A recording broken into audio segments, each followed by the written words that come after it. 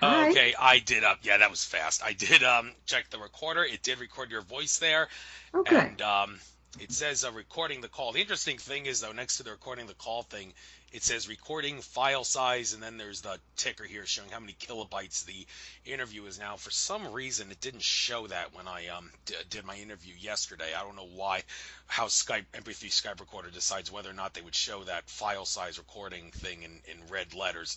The fact that it's in red letters kind of got me a little worried there, but that's been there before. Other shows have gotten recorded, so I will guess that it's going to record it just fine. I asked my angels and guides to make sure they're with us throughout the duration of this show and to make sure it does record. So I know they're with me. I have no doubt they're with you because of all the spiritual work that you've done.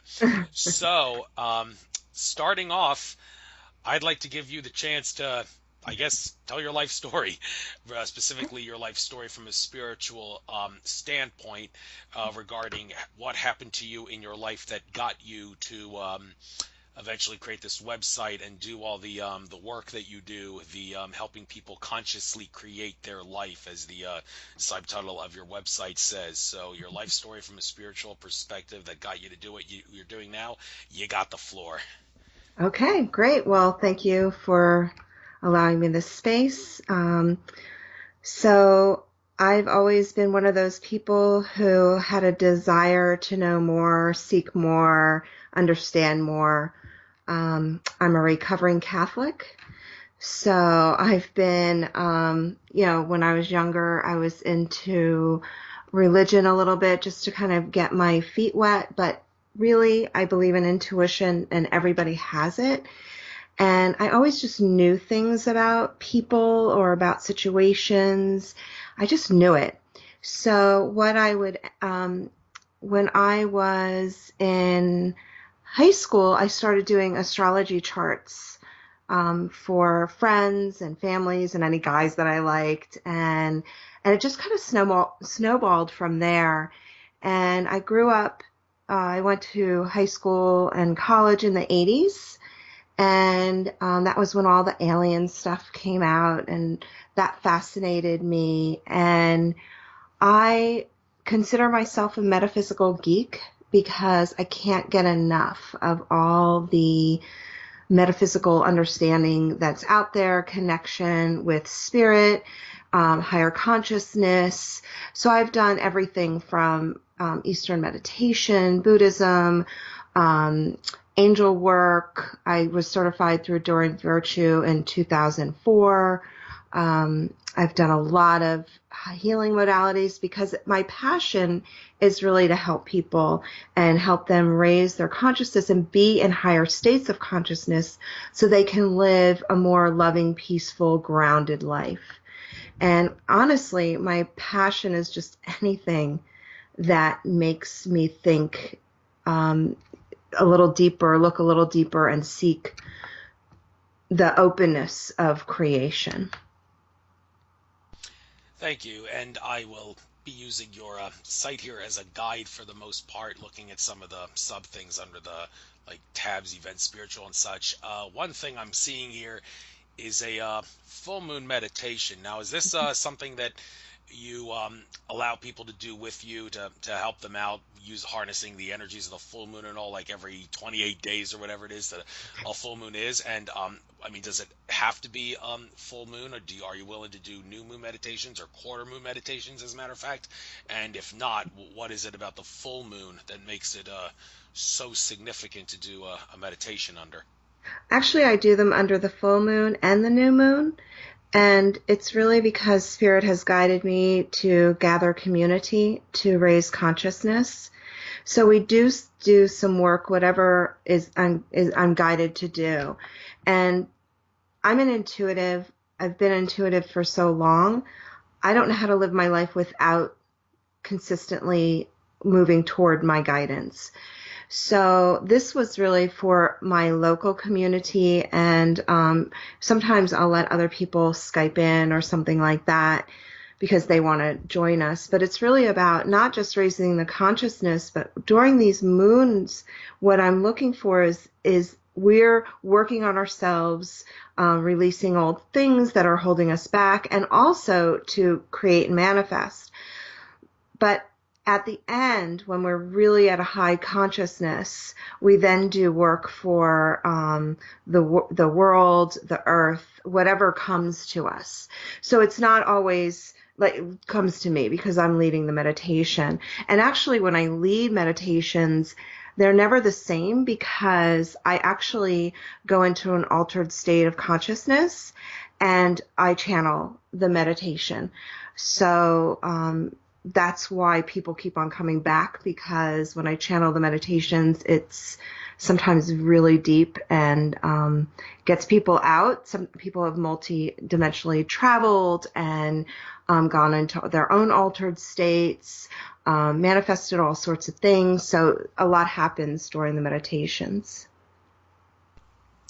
Yeah, and since you like to meditate during significant moon events, maybe you could help people understand why it is that the full moon energies are so good for, among other things, getting crystals back to full strength. Because I've heard people say the best time to put crystals out is during a full moon, and you could put it out during the sun, but when the Mm-hmm. sun is at solar noon. But I've heard some people say that that could be problematic because the energies of the sun can in some way screw around with the crystalline structure that makes crystals, solids that are crystals, unique, and that's not necessarily good. But with the Mm-hmm. moon, you don't have, when you do it under the light of a full moon, you don't really have to worry about that problem where the sun could Oh. damage the crystal. So why is like full moon energy so good for energizing and putting crystals back to full power? And what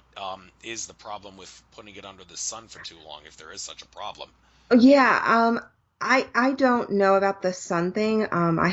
I do put my crystals out there during the sun, but um I only do it to clear them. So I use the moon also to clear and cleanse it. I actually activate my own crystals. So I use the moon as more for clearing and bringing in the energy to clear it and raise the vibration. But I actually activate any crystal I have or stone, certain stones, not all stones. So I will actually hold it and tell it its job, because all crystals have a consciousness. So if you want your crystal to do certain things, like I have a crystal grid in and my healing space and my classroom space, and this grid, actually I have about like 5 grids. These grids raise the consciousness to about an 850 on the Hawkins scale of consciousness, and it's which is pretty high. And the reason I charge these crystals specifically for this is because these crystals have a job. And I think that if you are constantly doing work with crystals, you should tell the crystal the job. But the moon energy, it clears and cleanses it, because the new moon is all about releasing old things that no longer suit or are in alignment with you. So when you put your crystals out in the moon to clear them and then charge them, because it does charge them, but then you give it a job. But when you're putting it out there, what you're asking, you need to have an intention. So you tell your crystals, look, we're clearing the old energies, whatever you picked up on your way here to to me. Thank you for coming to me. I appreciate you. I want you to clear anything out that no longer is in vibrational frequency with what we're going to be doing together. And then you tell it its job, just like you would, anybody, because I believe crystals have consciousness. Oh yeah, for all intents and purposes, crystals can be thought of as living rocks. Absolutely. Yeah, but this scale that you mentioned, Hawkins scale, I must plead ignorance on that. It seems I can't imagine how something like this could have slipped under my radar in all the past few years I've been studying consciousness. I don't know if I've ever actually heard of this. There's a scale for consciousness called the Hawkins scale. What in the hell is that thing? Um, I will tell you that I only know just a tiny bit about it. But what I do know is that David Hawkins, INS, yeah, he did a scale. And what he does is he actually uses muscle testing to test people's consciousness. And he has passed, but he has different levels of consciousness. And most people's homes run at about a 200 consciousness. And the lower consciousness is like fear, and fear is like, I think 25, if I'm guessing. I'm kind of guessing, but I know it's low. And when you reach enlightenment, it's about a 600. And some people, I think more and more people are raising their consciousness, so they're bringing a higher vibration. When people walk into my space, they're blown away by the energy. And that's because of the consciousness that sits in my space. And I've had friends muscle test it to see about where it is. So and I'm not a huge, every time you muscle test, because I think you can trick muscle testing. That's my opinion. But I kind of looked at his scale, and I know people who do his work, so I kind of played with it that way. Interesting. This is something I may want to look into Yeah. because, like I said, I haven't known much about it. But looking at some of the other things here, the events that you have listed on your page here, Ascension workshop. Now, before I give you the chance to like maybe make a bit of a sales pitch out of out of this, and try to inspire people to get into these events and all that, I need to ask you specifically about the nature of these events from what they do to you from a scientific and metaphysical standpoint. And for you to call something an ascension workshop, now right there you got a lot of people raising their eyebrows using the word ascension, because the word ascension, I mean, people use the word because a lot of people know what you're talking about when you use it. However, well, with that being said, on the flip side, there's a lot of confusion about what ascension may entail. I talked about this with Michael Quincy when I interviewed him yesterday. He talks about ascension being of a physical nature. Well, okay, we've heard different debates about this in regarding like when we ascend, if it's going to be like a full-blown collective consciousness type ascension. The word on the street that some people have talked about over the years is that this ascension will cause us to transform, for lack of a better word, into bodies that are of a more crystalline nature, and we wouldn't have to eat as much to survive. We can eat, but we don't really have to. And also you don't really need to have sex to reproduce, and you don't need to get as much sleep as you do. And it seems like on one hand it seems like such a pleasurable and lovely environment. Some people said, well, it's kind of boring because you don't really need to do so many things because you've ascended to a higher consciousness. But some other people say, no, there's nothing boring about it. At that level of consciousness, you don't experience the sensation of boredom like we would here, so it's not really boring. Well, all that aside, there's Mm-hmm. been some conflict over what ascension means, and some say, well, it's a lot more basic than that. It has nothing to do with transforming our bodies into a more crystalline nature and such, or reality in a more like crystalline form where it's all like shiny and beautiful and you can see the auras and all that. It actually has more to do with of a service to self versus service to others thing, that kind of thing, where we're going to move from a reality and a mentality where we're all of a service to self type nature and move more towards service to others, and that moving towards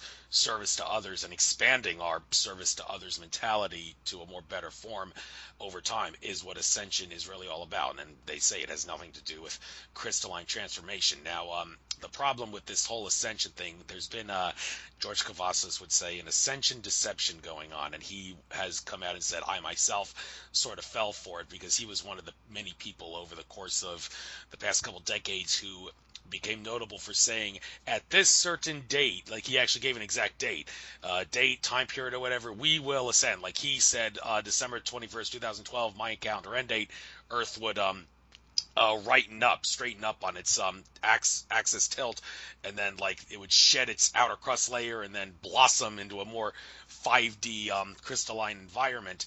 And that didn't happen. He said there was a shift in the timeline, and he retracted that. But even to this day, people criticize him for being wrong about that. And he's not the only one. Alex Collier, in those presentations he was giving in the mid '90s, he said a couple times that his ET contacts told him that like the middle of December 2013, we would ascend into 5D. Well, that didn't happen, and of course, Andromeda Council contactee Tolek, he's probably gotten criticized for this more than anybody when he said that in January 2014 we will undergo some sort of a like transformation, like I mentioned earlier about the whole crystalline body thing.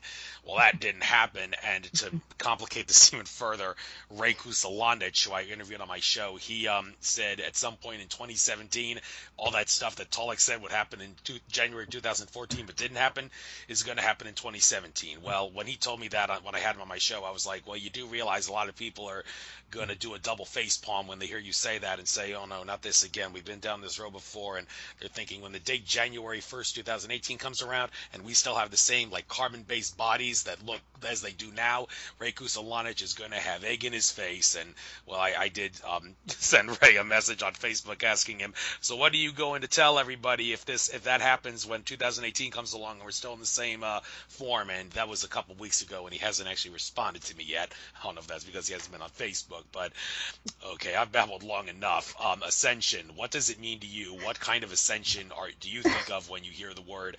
And well, okay, what do you think about ascension? What is it? What is it not, for that matter? Andrew, love it, love it, love it. So you crack me up. I agree with you wholeheartedly, because I've been playing this game for a really long time, and I've been in the spiritual community, and I've studied, and I've had a lot of, I've done a lot, and especially in my local area. I've heard all that stuff too, and I remember explaining to people that this is not the light switches on and everything changes. This is a gradual progression. And they've shown this through a lot of ancient writings. And the more current one would be like Blavatsky, where she says, we're moving from a less dense, we moved into a very dense period, and we're moving back to the less dense. And Greg Braden talks a lot about that, of how, we're shifting, because it is going to be a shift, but it wouldn't be that, fast, because we live in a time and space continuum here. We're not living in the quantum energy field, so it's not that cut and dry. When I talk about ascension, actually I do a lot of activations of light codes in the DNA, and it's what the scientific community would call junk DNA. It's just raising consciousness. So basically it's all about consciousness work, which is what my passion is. It's all about bringing up higher states of consciousness. So basically, to me, ascension is enlightenment, and you can use either word. That's how I kind of interchange them. But the reason that this has come to me, again, I meditate for an hour to an hour and a half in a high consciousness space. I move into multidimension. I travel multidimensionally. And I think anybody can do this. I don't think you have to be special to do it. I just have trained myself for so many years, and I'm always looking for more. And the one thing, my guidance is I've always said, I'm a servant, I surrender, and I'm open to, as long as it feels in alignment with who I am, I move forward with it, even if it seems outside of my comfort zone. And the light code stuff, it is an activation. So it's a lot of activations. It's about explaining the toroidal field and explaining our energy field, explaining how spirals in our energy work. And I work with beings who help activate some things. So it's like bringing up higher states of unconditional love and oneness, expansionness. And I also teach that to help people really expand their consciousness and hit into what I call the creative field, which is a field of really nothingness. And why this is so important is some people would maybe call it the quantum field, but this field is where all creation starts. And when you can go there and start working there, things happen. You jump timelines, you raise your consciousness, and you do start to ascend. And I believe ascension is more, I agree with the whole service connection, because what happens when you start ascending and really being in the oneness energy, you stop worrying as much about yourself, and all you care about is service to the whole. And I would like to share this. When I was about a month ago, I was in meditation and I was just completely surrendering and saying, I am in complete service. And they asked me to do I live near Washington, D.C., and I am not a very political person. I kind of stay out of all the drama. But they said we need to bring people together and raise the consciousness. And we're going to do it through peace, love, and unity. So I actually I started on April 23rd this year, 2017. We're going to go to Washington, D.C. and do prayers, meditations, singing bowls, and chanting to raise the vibration. And we're going to be doing it twice a year. And it's not really about me. And that's the best part, because I'm not attached to it. You know how humans get so attached to things? They want it. Like these people who are all like, oh, it's going to be this date or that date. They're very attached to the outcome of that.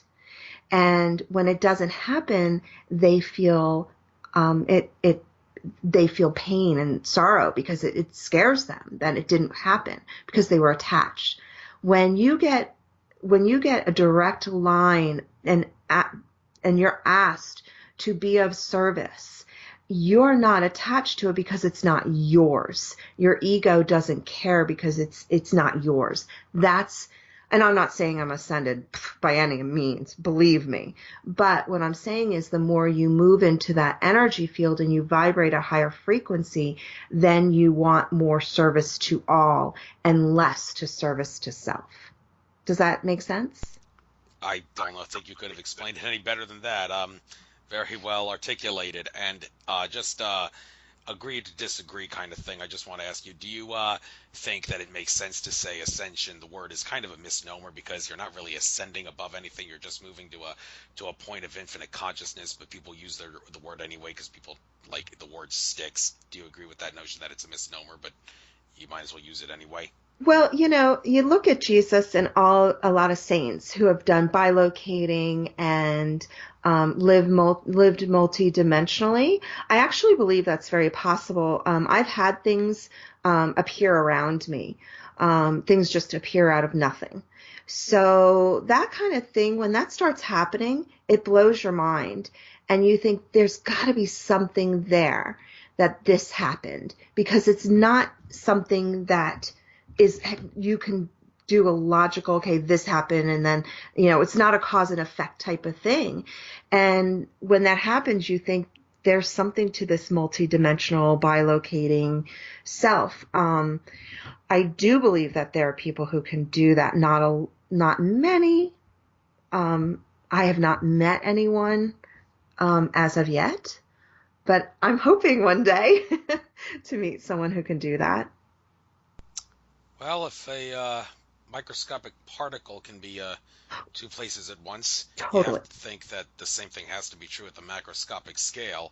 Problem, of course, is that with our consciousness having been suppressed by a matrix reality that's caused by, well, the word on the street is it's caused by the planet Saturn, which has like crystalline rings that act as a broadcasting system, which the moon amplifies to work in a Saturn moon matrix of sorts to keep us in the reality that we are in, which makes that kind of thing, like being in two places at once, impossible because it's been suppressed down. That doesn't mean that people can't do things to try to expand their ability to do things that people may perceive as magical in nature. But of course, it goes out saying Arthur C. Clarke's one of his most famous quotes is magic is indistinguishable from higher level technology. And one thing I want to talk about for just a moment here is what kinds of things people can do to enhance their metaphysical abilities to like move toward ascension faster. I mean, there's different metaphysical exercises you can do.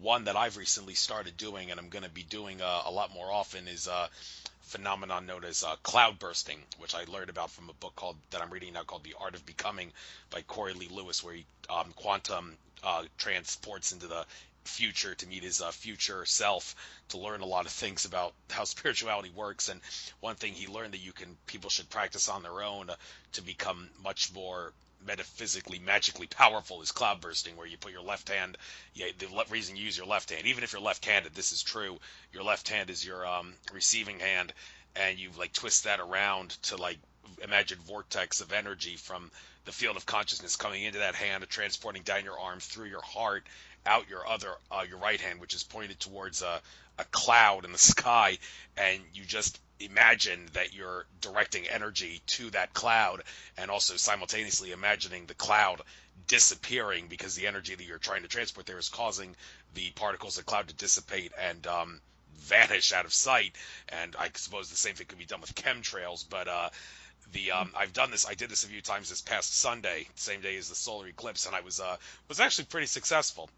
And I'm trying to encourage other people to try this, because based on what the Corey Lee Lewis's future self said, cloud bursting is one of the best metaphysical exercises that one can do to enhance their Jedi-like powers, if that makes sense. So aside from cloud bursting, do you know any other metaphysical activities that people can do to be able to do like what the Jedis do in Star Wars, if that makes sense?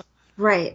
So may I tell you what I heard the reason to do that? And I'm sure he has his own reasons, but another thing that I'm hearing pretty clearly is that the reason is because it's up to us to recognize that we can control anything around us, that we have the ability to shift and change physical creation, and clouds are easy. I've known people who can move clouds in and out, and that's actually an ancient way of doing, learning how to use energy to move. Clouds are really good at that. So that I've never heard of the bursting part, but I used to have a teacher who could move clouds. He'd go, okay, that cloud there, I'm moving that, and he would do it. It was really he was very good at it. Working with the elements. And so, yeah, that's a great tool. That sounds like a really great tool, but it's really about holding yourself, recognizing that everything around you can shift and change. And because the vibration really is raising, Andrew, things are happening so much differently.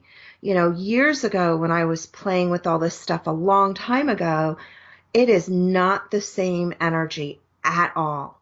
So people are getting intuitive, like within it, 3 months, they're super intuitive. They're able to start working with elements, creating things around them. Things are showing up. So it's really a great time to do all these things. And of course, I'm really about expanding consciousness into the oneness. That to me really helps you learn about reality. And I don't know, that cloud bursting sounded so fascinating. I'm kind of stuck on that. The other thing is I love to try to get objects to appear. So that's one of my favorite things. So I'll just go into meditation and I'll just kind of connect to an object, and a mundane thing, and not a penny or something you'd find, but like an owl feather. And then what showed up for me was I was gifted, weirdly, is a big owl painting. So I didn't get a feather, I got a whole painting. So I like to do that. So you kind of go into meditation, you connect to the object, but then you release it, because it's all about non-attachment. So if you're too attached to something, you feel like you're trying, and you have to just play with it. Like everything to me in the metaphysical world, everything is a game. Because if you use it as a game and you play with it, like if you're doing the cloud bursting, you're playing with it, then your ego doesn't get too involved and it's less attached because it just thinks it's just something, like, you're throwing the ball against the wall.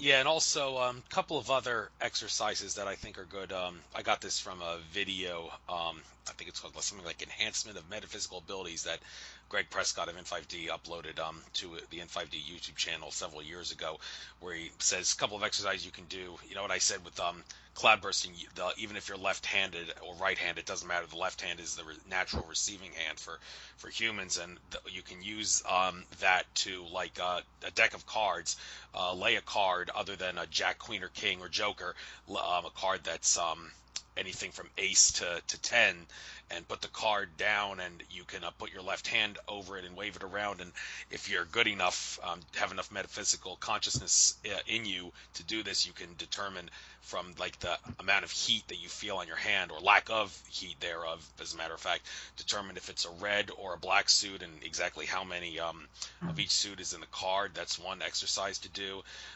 He also talks about one where you go back to back with someone, sit on the floor, put your backs to each other, have like three or four or five pairs of identical things, and just have someone, the person who's sitting back to you, you hold up something and you ask them, okay, what am I holding? And they use telepathic ability to try to determine what they're holding. And of course, there's the old telekinesis. Now, speaking of telekinesis, I want to know why this is so hard for some people. I mean, telekinesis, you would think it with enough practice, and well, first of all, you got to acknowledge it's possible to do telekinesis because everything is energy. It's all an illusion. You have the ability to move things, just like the Jedi and the Sith do in Star Wars movies, just like Yoda in that popular scene in the Star Wars movie takes Luke Skywalker's boat out of the water after Luke said, this is completely different than moving rocks, you can't do it, and Yoda does it right in front of him, and Luke says, I don't believe it, and Yoda said, yeah, that's why you fail. The point exactly, you got to believe to be able to do it, but simply believing, many would assert, is not enough. You got to practice, because practice will make perfect in this regard. Well, you'd think so, but I, for the past several years, have been trying to do telekinesis with a teeny tiny, itsy bitsy little piece of paper. Just put it on a table and just flat out use I figure I should use my right hand because that's the energy giving hand to move it, and I have not yet been able to move the teeny tiny itsy bitsy piece of paper. And it kind of upsets me that after all this time I can't do it. But then again, people would say, well, don't feel depressed. You have to understand you're living in a very dense matrix. It's not easy to do this, no matter how much practice you do. Well, that raises the question, why are some other people able to do this seemingly at will without much practice? Is it because their DNA has the codes that are active that allows for that, or is it because there's something in their aura, or their soul for that matter, that allows them to do it? Yeah, do you know the answers to some of these questions about why it's easy for some? Yeah, actually, it's because they've already done it before and they've come from places and they have come from places that they recognize and brought that skill with them. Ability. It's just like anything else. Anybody, but there is an innate ability. But also you can try doing that. There's two things with that. So I teach intuitive development. So I do have a lot of tools. So I misinterpreted your question, but I do teach a lot of those types of things that you were talking about. But if you are looking for telekinesis, one thing is to use you don't necessarily need to use your physical hand. People assume it has to come through the hand, but it can also come through the third eye. And you can play. Why don't you start playing with a flame first and get that down before you try a more physical object? Because the elements, we're very connected to the elements, and I know a piece of paper is wood, but the energy of a flame may be easier for you to move first. And then when you feel that you're not attached to the piece of paper, that's when it's going to move. So that's how that happens. Oh, thank you for pointing that out. And well, you say people, they came from somewhere like like had a past life or something where they were able to do this, Oh. and then they were able to Mhm. Mhm. learn it in this time. Well, that raises the question: all these superhumans that we see nowadays, this seems to be common in like China and India, where there's a lot of people who have the ability to like levitate at will or walk through walls at will or something. And there's been some TV shows on like maybe Science Channel or Discovery Channel. I don't watch TV anymore, but when I used to, there were some shows on superhumans. One example, some guy who had a gun in his hip pocket. He could in a flash just take the gun out of his pocket, and he doesn't move it up to his to eyes to aim or anything. He just takes it out and keeps it down by his hip. Just takes it out of the pocket, lifts it up, points at something, and shoots, and he's able to hit the target while still having the gun down by his hip, and he didn't even bother to aim, and he never misses his target.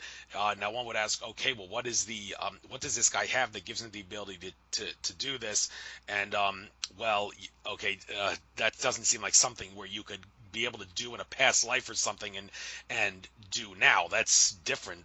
Maybe some might think than telekinesis, and I guess that would cause a lot of people to think, well, maybe this guy, he's got active codes in his DNA, or he has like his soul has something in it that allows for him to do this that does not allow other people to do it. I've spoken to some people about this on past shows, and there's a little bit of a debate as to whether or not it has to do with active DNA codes or not. Some say it is in the DNA, others say no, the DNA is only is kind of a side issue.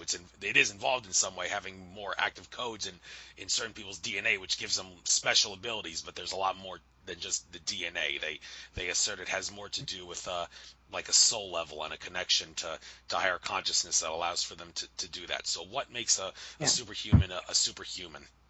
I believe it's multidimensional awareness. Without necessarily being aware, they don't have to be aware that they're multidimensional, but they probably come from places that they already had that. And we can tap into any skill, but if it's a physical skill, so if you look at some of these gymnasts who what they have is muscle memory because they've done the same thing over and over and over again.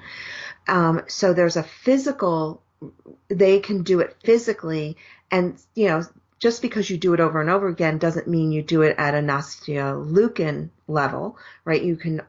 But these superhumans, the ones that are I believe that my opinion, and I think everything's perspective, and there's always a debate about everything in the world. I don't get too wrapped up in, I just ask, does this feel true for me now? But I believe superhumans are here to show that we do not have to live the same way we've been living for thousands of years, that it's all a bunch of BS, that we don't have to live in such a confined space energetically, and that there's possibilities out there. And we're not going to know what those possibilities are if we are living in a very confined 3D reality. And these people are showing, look, you don't need to be confined, that there's more out there. And some people are ready for that. Some people need scientific proof, and some people just are too self-absorbed to even care. And everybody's where they're supposed to be. So when you see something like that, and I always tell my people that take my classes, if someone can do something, then that means you can. You're making a choice. And some people have skills that it's easier for them to be clairvoyant, and other people are super clairaudient. Well, it doesn't mean one is better than the other. And if you want to be clairvoyant, then you work on, but you're more clairaudient, then you work on your clairaudience, and let that really raise up. And by default, it'll just happen more likely. Your third eye will open, because you're not, again, attached to it. I know I said that word a lot, But that's what happens with humans is we get so attached to it. And we want it to be in our box because we have these belief systems and we think that our belief system is the most important thing and everybody should believe what we believe. But in reality, it's really the belief systems that we were raised with, and that's why we believe what we believe, and why we think this way we do or perceive the world the way we do. When you're in China, they perceive things differently. India, they perceive things differently than if you were raised in the United States, in the middle of the United States. So we're all coming from a place of our ego perception. And when we move past that, then we have the ability to have these amazing abilities that are beyond logical sense, let's say, or scientific evidence. Although there is, and that's the problem. As a metaphysical geek, and I've listened to a lot of different things, and I read a lot of different types of books, I look at it in this way. I don't care to prove it. It doesn't matter to me. If it feels right in this moment, cool, I'm going for it. If tomorrow it doesn't make any more sense to me, then oh well, it's gone. Because that way I'm always open to possibilities and it's not fitting in a box. And I found that's why I've grown. I used to say many years ago when I was younger, I don't want to be one of those old people that's still doing things, the way that they did it in the 60s. I want to be progressive. And my guides would say, then don't hold that this is the only way or this is the only thing to do. Be open. Don't put anything in a box. So I think these superhumans are here to show us the possibilities and be like, wow, that could be possible for anyone. And I think more and more kids are born with some amazing abilities. I see it all the time. Yes, that idea that everybody has the ability to do this, there's no question to that. How much time it's going to take for everybody on planet Earth to be able to have all the superhuman abilities imaginable. Well, I don't know. I don't really care to speculate how much time that's going to take. However, this whole thing about people all having the ability to have these powers. I remember at this conference I was at in 5D Return to Atlantis conference back in it was October 2013. Yes.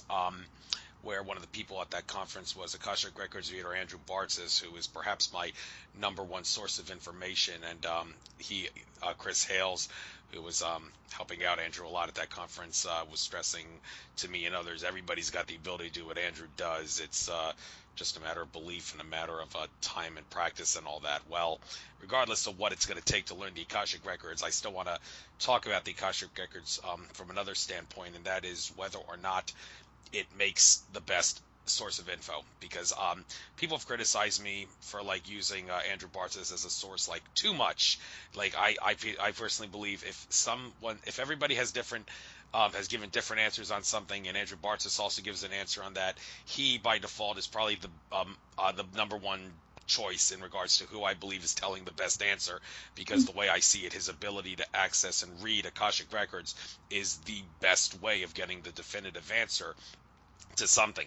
Now, there's people that would disagree with this, and one of the I can hear myself echoing in the background. I'll have to work through that. One person that would seem to disagree with that was Robert Stanley, and give me a minute or two here to explain this, because I think you'll get a kick out of this. The whole idea of Zecharia Sitchin's work, whether it's accurate or not, is one area of VT research that has confused a lot of people. A lot of people have been skeptical of it. But Andrew Bartzis, when he said Zecharia Sitchin's first 3 books are extremely accurate, I was originally caught off guard about that, because I was like, okay, if Andrew Bartzis says it, it must be true, because that means the Akashic Records say it, and the Akashic Records don't lie. But I remembered a lot of other people, not a lot, a few sources, saying some very inauspicious things about Zecharia, like that he was a CIA and Illuminati disinfo agent, and he was even a reptilian alien. Some whistleblower told David Icke once, and and all that. And I told Andrew Bartz this when I met Andrew at the Return to Atlantis conference, and I was like, okay, so how could Zachariah Sitchin have been accurate if he was like an Illuminati and reptilian disinformer, as some has asserted? And Andrew Bartz as well, his answer was that entities known as timeline watchers have the ability to cause people to think they're on an alternate timeline, or should I say, makes people think or perceive events differently because their physical self and their spiritual selves have been put on some alternate timeline, which causes them to believe lies as being true. And believe it or not, as crazy as it sounds, that he asserts is what caused these people who painted Zachariah Sitchin in a bad light and said lies about him, like he was a disinfo agent and all. They thought that was true, but they were wrong. And when I spoke to Robert Stanley about this, because Robert Stanley, he asserts that the whole Archon control system that enslaves us and such, he asserts that the entity known as Enki, the Anunnaki entity Enki, not Enlil, but Enki, is the one behind the whole Archontic control system. And all of the Zachariah Sitchin supporters out there say, well, that's ridiculous, because if anybody who studies the work of Zachariah knows that it was Enlil who's the bad guy. Now, I told Robert Stanley all this stuff that I just told you about, how, well, if Andrew Bartz says that Sitchin is right, then it must be true, and that kind of flies in the face of everything you assert about Enki being the real bad guy. Well, Robert Stanley still wasn't fazed by that. He even went as far as saying, I think it's kind of silly and crazy to assert that if Andrew Bartz says it, then it must be true just because he has the ability to read the Akashic records. Well, I don't know. Maybe Robert Stanley he felt kind of threatened that I told him that, and he just refuses to accept the idea that he's mistaken. So he just said that assuming Andrew Bartz's Akashic skills are always right is kind of silly. Well, I don't know. I still beg to differ. So am I going out of my way, and am I way out of my league when I assert the Akashic records are the best possible source out there, or is there a much more better explanation for this issue? What do you have to say about it? Fantastic. Okay. So, from what I understand, the Akashic records are on a few different planes of existence. So, it depends on which Akashic records you're connecting to. When you're connecting to the Akashic records that are directly connected to our galaxy, it's a different answer than if you connect to the quantum field, for lack of a better term, or the oneness space of the Akashic records. And you also have to look at the Akashic records. When you go in there, it's so vast. All those possibilities that you said are in the records. Because if we can dream it up, it's happened. If we can dream it up here on the earth plane, it's already happened somewhere in some place or time. And that's just my opinion. So when we look at these things, and I've done a little bit of all that different ET and who's what, and where's the conspiracy today, and every time I ask, they just keep on saying, just focus on what, where you're going. Everybody needs to be where they are. And when I'm in the records, I have seen all of those possibilities. And that's what's really weird. So in all honesty, I don't know how to answer that, because I've seen all of that. And if we really do live in a multidimensional universe, well, then that's all possible. And when people talk about time and timelines, once you reach a certain energy system level or consciousness level, there is no time and no space. And so you can't really say, well, they're jumping timelines. They're jumping because there is no time. Only when you get into the denser energy is there a time connected with space. There's space, and there's a snapshot of time within our universe. So even when you're looking at 1,000 years, it's really a snapshot. When it comes to, when you go into the records, it's just a snapshot, because it's so vast. I don't know how else to explain it, but it is so vast. So when you're going in there and you're thinking, okay, well, did this really happen? was that really a conspiracy of 9/11? Well, you go into the records and you can see where it was the conspiracy and where it wasn't. And which one is true. See, that's the problem people run into. When they are so focused on truth, they get BS'd because there is no such thing as truth. It's all perception in our reality. So the only truth is from the divine. This is again my perspective, right? So I'm not even telling you it's my truth. It's just my perspective today. It could change tomorrow. But what they've shown me is that we get so attached to it, this being our truth, that we want it to be true and we see it as true.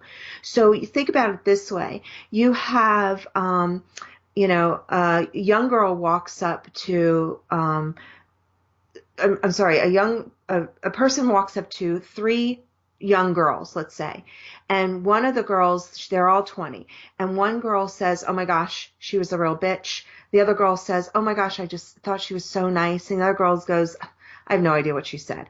And where they're all coming from is their own perspective. But if you ask them later, they would damn well feel that that is their truth. No question. That's exactly what happened. And it's a fallacy that we are following, that these are truths, because there's so much more possibilities. And I know people talk about this, parallel universes and everything else. I will not talk about that because to me it's just too hard. But when I go in the records, I can see where they would see that. But I think it's each person's perspective that they're experiencing, and they're experiencing it, and then they're projecting it out into their world, and that's what their world brings back to them. Like it's an attraction, law of attraction, for lack of a better word, type of thing. So if I perceive that this is a lie, that whatever he said in the records was wrong, then I will be able to follow up, because I'll call in things that will prove that wrong, because that's also what the ego loves to do. So one last thing I'll say about this. The ego loves to prove others wrong and itself right. So when the ego is too wrapped up in wrongs and rights, then it's coming from an ego space, and you can pull back and say, why am I so interested in being right? Because the ego feels more powerful when it's right and others are wrong. Yes, there's definitely some truth to the whole ego thing, wanting to. I mean, my ego, I'm not really big about being right or wrong, although I must say, being the host of a show that seeks to expose the nature of reality, I absolutely need to bring up conflicting statements made by people in the same area of research to try to get closer to the truth. But like you explained, trying to obsess about the truth can be somewhat problematic. Among other things, you may cause a conflict between the two people who said different things that you're trying to get the truth from, and well, that's something you really don't want to do. And I make it clear I don't want to cause conflicts between people. I just want the answer.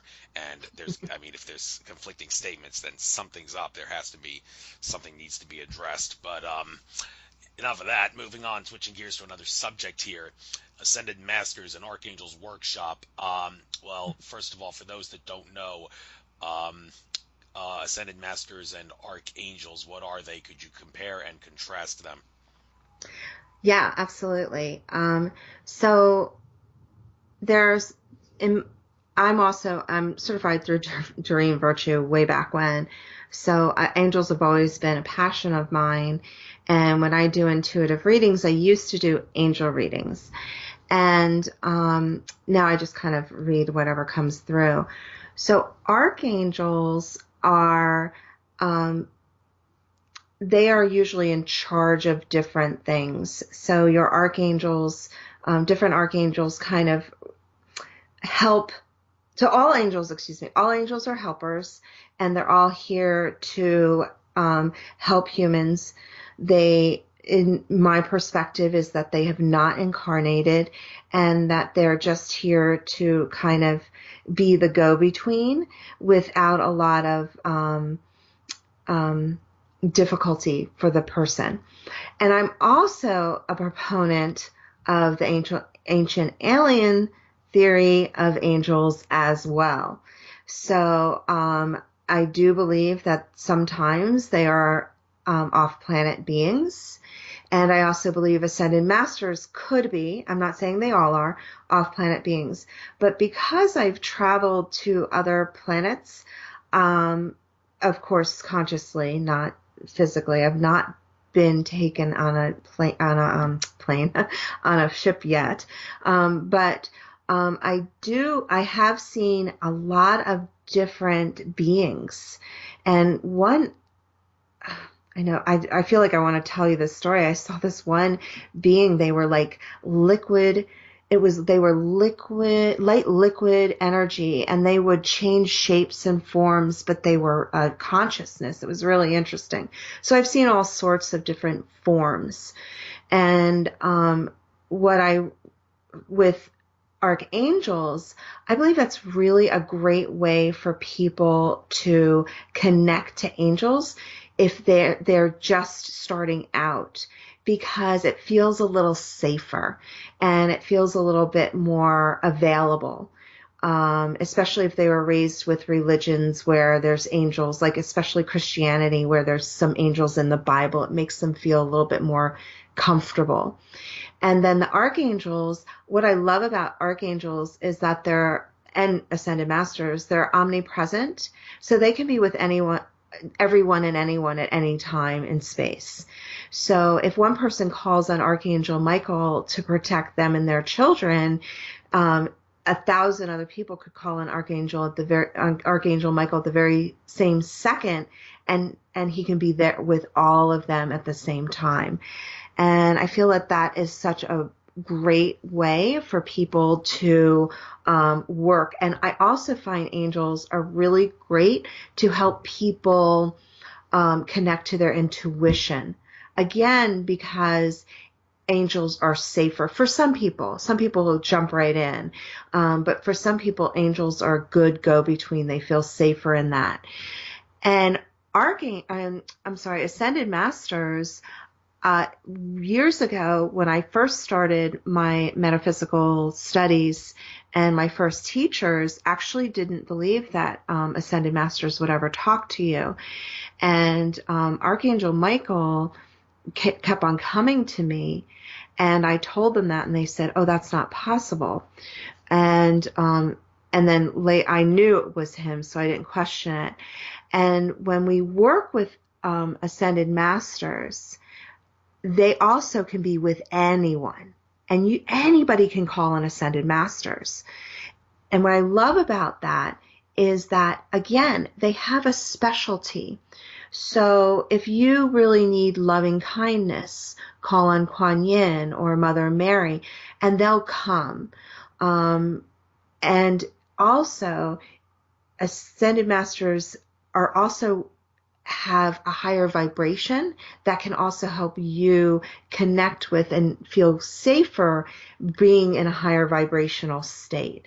I usually tell people it's good to do it with a group of people, because the energy in a group is there's something about the group consciousness that helps people open up their intuition really well and open it up and expand out, and then these beings come and work with them.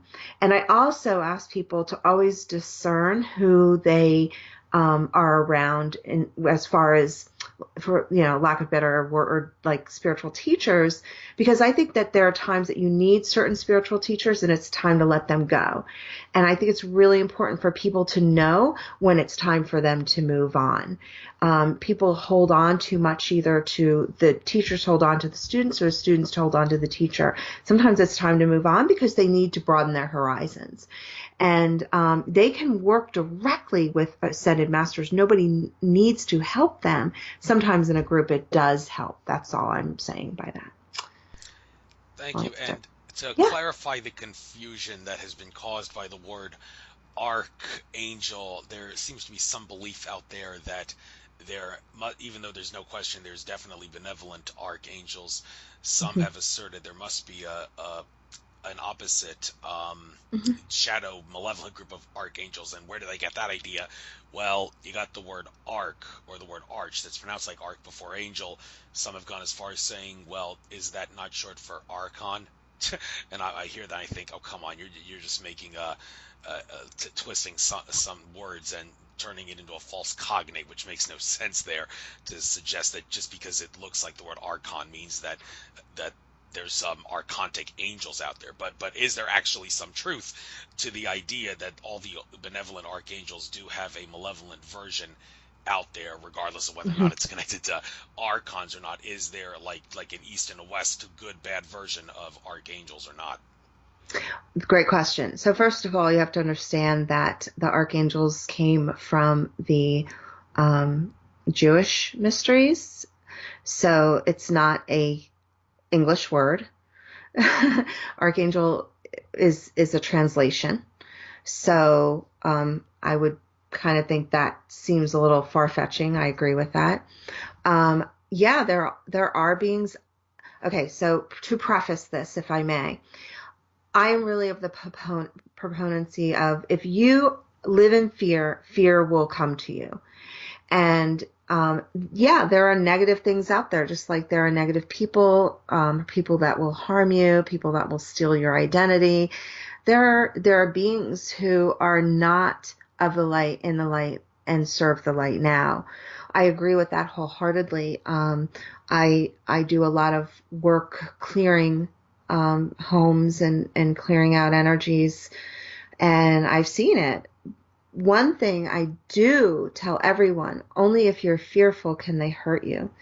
Most people don't attract that unless they are either sitting in a lot of fear or have abuse issues, meaning, substance abuse. I do see a lot of lower energies. And people who like to dabble, in lack of a better term, the dark arts. Oh, yeah, they'll call in that stuff, unfortunately. That does happen. I've seen it happen. And, there's always a dark and light side when you're hitting the lower planes of existence, through we're in the physical plane, and then you have, I know there's a lot of different words for it, but the mental and emotional planes and the astral plane. So these planes aren't hitting, they're still in duality. And that's where you get this good, bad kind of thing. Even in our existence and how we interact with each other, there's like such a good and such a bad. It's a polar opposite of the same thing, really, right? So it's the polarity, but it's the same energy, but it's swinging one side or the other. And if in this duality, that is where we hold on to the fear and all these lower vibrations. But once you start working and raise your consciousness beyond the duality, then you don't get so caught up in it. I actually did a YouTube video on when President Trump was elected, that I was led to do, channeled, and they talked a lot about duality around that, and that it's time for us to see beyond the duality. Mostly, that actual was specifically for metaphysical people. It wasn't for the Trump supporters or the Hillary. It wasn't about them. It was more for metaphysical people who were having trouble dealing with what was happening, because we're very sensitive. Most of us are very sensitive energies. But it's the duality that we live here experiencing consistently. So yeah, but once you hit a higher dimension, that duality is not there. So it's only when you hit the lower vibrations or the lower dimensions. Does that make sense? Yes, yes. May get back to Trump in a little bit, but yeah, because Oh God. yeah. Well, there's some things about him that never stop making for good radio talk, and I will get back to it in a little bit. But right now, I kind of want to go down the list here since you mentioned duality. I see here vibrational healing with Merkaba. Now, there's a few people out there. All right, just for the hell of it, I'll throw a name out. Lily Earthling Kosalova. A lot of people love her work. I've interviewed her on my show. Very fascinating show, one of my most popular shows. She has also a whole series of videos that she's done on YouTube where she just uses pencil and paper to show like consciousness mechanics and all that. Mm. One of her controversial videos, more controversial ones, she asserts that it's not really in our best interest to use the yin yang symbol and the Merkaba in our Mhm. reality because those symbols illustrate duality. Now, a lot of people would hear that and say, well, that makes just as much sense as saying that you shouldn't use the swastika as a symbol because the Nazis used it. But that makes a lot, many would assert there's no such thing as a bad symbol. It's just been twisted and distorted in such a way like the swastika was not a bad symbol originally. The Nazis just, I think, switched the way the symbol points, the way it's like rotating or something, and just turned it into a bad symbol. Well, they would assert Lily Earthling is basically kind of doing the same thing with the Merkaba and the yin yang symbol, asserting that it's bad just because, well, in her mind, it illustrates duality. But like a lot of people would say, that's kind of a silly way of looking at it. I mean, there are definitely good qualities to like the Merkaba and the yin yang. In fact, Brad Johnson, the who channels Adronis, he recently did a video where he talked about using the yin yang energies, and I don't think I heard anything about duality or in that video. So for all the people that are in the Lily Earthling camp, if that makes sense, who assert that you got to try to stay away. And she, by the way, does actually show some other symbols that she says, if you've been using the Merkaba and the Yin Yang, I recommend stopping and using these symbols instead. And she pointed out in her video. But hey, some people want to stay with the Merkaba and the Yin Yang because they know they should be thought of as benevolent symbols at their core essence, just like all symbols should. So I guess the best way for me to ask this question to you is, do you agree or disagree with the Lily Earthling camp? I can, I'm actually going to ask because I wouldn't know how to answer that question myself. But there, what I have been seeing is it's beyond the Merkaba. It is a multi-dimensional um, fractal. So I've been seeing more fractals, working with fractals. So sometimes I find that the Merkaba is good to start with people who are more new, who have not worked with. And what I do, I don't ask them to make it in their body and do the spin. It's not about that. It's more about connecting to the light codes and the multidimensional energies. So what we actually do is we feel it in our heart, and then it comes into our body, and then it comes into the room, and it's all interconnected. And then what they showed me what to do is then connected all of the rods for, from the lines themselves, and interconnected it into a fractal, which is very complicated. So I can't really explain it. And I certainly couldn't draw it because I do not have Lily's abilities. But how they've shown it is what this does is it gives everyone there the taste of being a multidimensional being. So you're not just using it for one thing, you're actually using it to create outward into beyond the galaxies and into, again, I usually work in I don't know, I call it the quantum field, the oneness field. It's just a different, I've never seen it. Like 4 years ago, I was shown it. And ever since then, I'm fascinated with it. And it's brought me and it helped my clients raise frequencies. And it's anyway, but yes. So, again, I think that people should do whatever feels right to them. So if they're in that Lily camp, awesome. Then they use the symbols that she says are right or wrong. Again, I'm really you won't hear me say a lot like that's not good or that's bad, or I tell people discern, feel in your heart, make sure it feels right to you. Don't jump into something if it doesn't feel right. Take a breath, take a step back, and if it's right, it will show you. But I always feel like everybody should do what feels right to them. Um, so I'm not really a fear-based person. It's just not my thing. I've seen some fearful things, but I won't give into that energy. So yeah, I think that could make sense. I think maybe if I'm understanding the message I'm getting right now is, yeah, there's some truth to that.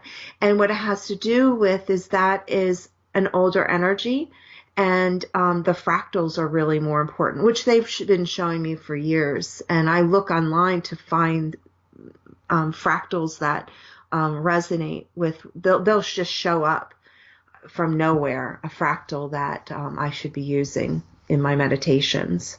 And I see these fractals when I'm traveling. It's like I see the fractals and they're moving and they're changing shape and they're so connected. It's very interesting. Um, and I'm not a hugely visual person, but I see it, how it works. It's really kind of cool. So yeah, I could see where she would say that's an older energy. Bad, I'm not 100% sure I'm bad, but older, yeah, that makes sense. Yeah, makes sense. Thank you, thank you. Moving up here on your list a little bit, I actually skipped over something. Divine chakra healing certification. Now, this whole thing about healing your chakras, interesting experience I had with this. Daniel Teague, who, like you, is well known for like clearing houses and energies, and also helping people with things like chakra balance. One thing he does is balance chakras, and I asked him to do it for me, and he told me that my third eye and crown were none of my chakras were blocked, but my third eye and my crown were spinning lively and powerfully, but all the ones below that were not spinning. They were open but not really spinning and all that. And which I guess kind of makes sense, because being trying to be spiritual and all, I do stay away from down to earth stuff sometimes. So, which is kind of a bad thing. As long as you're living on the earth, you sometimes have to get down to earth a little bit to Mhm. get through the matrix. And I asked him and all that. Well, please heal my balance my chakras so the other ones will be spinning and all that. And well, he did. But what's interesting is, before the week before he did that, well, actually just a couple days well, before he did that, was when I finished this. I did a 8-day chakra healing and cleansing, in which every day I for 15 minutes I did a meditation that where the tunes had headphones on, listened to a certain frequency that's associated with certain chakra, went from root to crown, did a healing for each one to heal and balance them and all that and enhance them, and then on the 8th day was when I did a 20-minute meditation where each chakra had just a couple minutes to it, each tune that was in the previous 7 videos, just for a shorter period of time. So I was thinking that when he analyzed my chakras, I wasn't expecting him to just notice the crown and the third eye spinning. I thought maybe they would all be spinning, simply because I did that 8-day meditation in the week before seeing him. Well, such was not the case. Now that seeing that raises the question: okay, if you're going to do like a chakra healing meditation over the course of 7 or 8 days, if you're going, like on the 8th day, doing all the chakras in one meditation, that raises the question to how much time needs to pass before you're going to have to do that exact same meditation set, a series of meditations again, to be able to heal and get your chakras spinning again. And the same question could also be asked, going back to the archangels thing. I did buy a 28-day program from Carrie Samuels, in which the archangels, 7-day period for the archangels Michael, Gabriel, Uriel, and Raphael, where you call them in and ask for their healing and cleansing and other abilities. 7 days for each angel, going to 28 days total. And well, so I asked Carrie when I interviewed her, now, is this something that you don't want to do once? Like, you have to do it like how after a certain amount of months or weeks pass, after you do a 28-day period, you should do it all over again, just like maybe you should do the 7 or 8 day chakra healings over again, like maybe after certain X amount of months pass. And another question I asked her regarding that is, well, is there a way that you can, how do I put this, make the most of your 28-day sessions or 7-day sessions if you're dealing with chakras, so that you can cut down the amount of uh, time that would need to pass in order to have to do it all over again. Like maybe if you worked and tried extra hard on one of those sessions, then instead of like maybe waiting 4 months to do that that ritual cycle all over again, you may be able to wait a whole year before you would have to do it again, simply because you made the most of that session. So I guess the best questions for me to ask you in regards to this is, how can you make the most of your chakra healings, and also when you call in the angels to help them, how can you make the most of those sessions so that you don't have to do those sessions again, and can wait a longer period of time before you have to do them again when the effects of those sessions wear off? Excellent. Good question. So I learned how to do chakra clearing and balancing in the 90s, like mid 90s. And what I learned, I started doing it and then I kind of fell away and I'd go back and forth. But what I've come to realize through all these years is that we are constantly interacting with energies, especially the energies of other people around us, family, coworkers, all sorts of energies in the environment. And I find that the best balanced people clear their chakras every day until if they've reached a certain amount of consciousness and awareness and they're pretty clear, their vibration's pretty high, they probably don't need to do it anymore. But if they're still sensitive, they should do it. Now, I actually teach to clear your chakras, clear any hooks, cords, anything else, and you can do it when you take a shower for 3 minutes. It doesn't have to be a long, drawn-out thing. But when your chakras get, when you start working with them more and more, they actually get clearer. But then what you have to understand is your chakras are directly related to your mental, emotional, physical health and well-being. So if your your throat chakra isn't as clear, then that means that there's something mentally, emotionally, or physically going on with that throat chakra in that area, connected to the thyroid, on and on. So basically, you can do a quick cleaning every day because you're constantly interacting energies. And I find, especially metaphysical people, they're very, very sensitive. And that if they clear their chakras, they feel better. So I just tell them to imagine water coming through their crown chakra, clearing out their root, their second, third, fourth, fifth, sixth, seventh, and then clearing their whole energy field. Now, when it comes to angels, you could also play the game of, now the 28 days are up and you really loved Archangel Uriel, so you want to just develop some sort of a relationship with that archangel. You could do that every single day. Talk to them in the car, just say, hey, I'm doing great. Any messages, show me, give me messages in synchronicities, or anything like that. And then also when it comes to chakras, and if I may, I feel really guided to tell you this, Andrew. I also now tell everybody to also activate all of their chakras. So you activate once you've cleared your chakras, you activate. So you activate first, second, third, fourth, fifth, sixth, seventh, and then you activate your 8th chakra.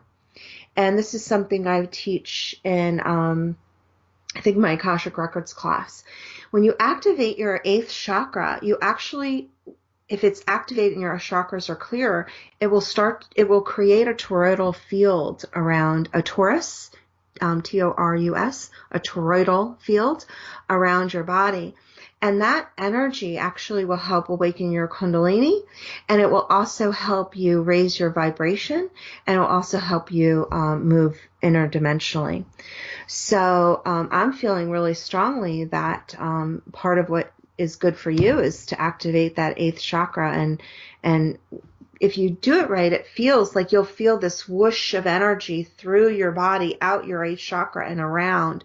And there's Spirit Science, YouTube Spirit Science has an awesome YouTube video on Taurus and toroidal field, because I saw it. It's weird how that came up, because I saw it in meditation and what was happening to me, and I couldn't figure out what it was. And I kept on asking people, what is this? What is this? And then somebody said it's the Taurus. So, and then I found that, because I didn't know what it was. It happened to me before I knew what it was. I'm like, yeah. So, does that make sense? Well, yeah, except when you say eighth chakra, you kind of lost me, because people have Oh, talked about how as we rise in spirituality in the foreseeable future, there's going to be more chakras activated. But people have said, no, there's more than eight. There's more than seven chakras. There's more than eight yes. chakras. So Well, I'm thinking, what are you talking mhm, about when you say the right. eighth? Well, the eighth is above the seventh. And actually, in all actuality, this is funny. So what I was shown a long time ago, again, I'm not attached to it, but what the torus is, or the toroidal field, is actually one chakra system. So it's once you reach that, then it doesn't matter about the other chakras, because you're in an energy state of it opens up to all of them. So, there's a lot of stuff out there of there's 12 chakras, 25 chakras, 1,000 chakras, a million chakras, and it and I get that, but what I have found is when you do the eighth chakra and then you get the Taurus running, and that is actually will activate all those higher centers, and it won't you won't have to do anything to them, because they'll already be open. And in all reality, that's partially why intuitive people are so intuitive, is because they're so open to the higher energies that and you can do whatever you want with the chakras. I was just giving you that understanding, and it's all good. Whatever, if it feels right to you to activate more, that's cool too. But I feel the Taurus is really important. There's something to that Okay, but for me. when you talk about the Taurus doing what it does to sort of like combine the chakras, well, that Mhm. reminds me of George Kavasilis always talking about dissolving the chakras. I have a lot of admiration and respect for the guy, but I can't help but No. have a field day with some of the things he says about Mm. dissolving your chakras into one, because chakras are basically a 3D illusion. You don't need them. Now, I think, okay, if you can dissolve your chakras into one and still have fun in life, then more power to you. But a problem I have with that is you're kind of missing out on the spice of life that is variety, because different chakras do different things, and you're kind Yes, of sir. missing out on the variety aspect when you don't use them. But hey, if he can, like I said, if he can dissolve them into one and have a lot of fun in life, then more power to him. But you seem to think that's kind of a silly idea. Do you? I don't really adhere to that, because I think it's like doctors taking out your appendix and saying you don't need it, and now all of a sudden, oh, look, we need it, you know. So I believe in allowing things to happen organically and naturally. So and you can be taught how to do that organically and naturally, but I'm not a huge. I've heard of that before. Um, but what I meant with that was that your energy systems, that it becomes one. It's not that like the chakras aren't there anymore. It's like it feels like one big chakra. It's it's mind blowing. I don't know how else to explain it. It's like it activates every cell in your body. It activates the kundalini, and it just blows your consciousness out. And that to me is what the higher chakras supposedly are supposed to do, and open you up to that. So that's uh, that's how what I was trying to explain, I think. But once you, it's just like, if I tried to explain to you what a pineapple tasted like, you wouldn't really understand it until you actually tasted the pineapple. So it's the same thing with this. Until you get that rolling, then you'll be like, oh, that's what that is. It's explosive. Explosive is probably maybe not the best word, but to me, that's what it felt like. Thank you, thank you. I can't agree with you more. That some you got to ultimately try to figure out what it tastes like. But last thing on the list here of on the events thing, it's just that some of the things under these events here give me some nice talking points.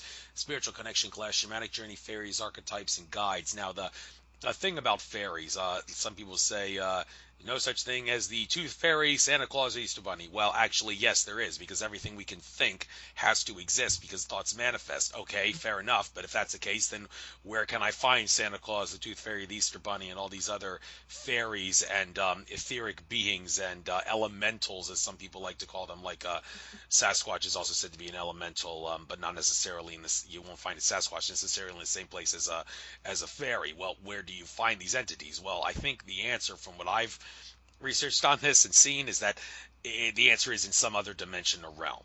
And how do you access this dimension or realm where all these fairies and such exist that are thoughts manifesting? Well, Brad Johnson, who channels Adronis, he recently did a video about tapping in with nature. He said that, like, he gave a tree as an example. Within the tree, there's all the molecules and particles that combine to make up the tree.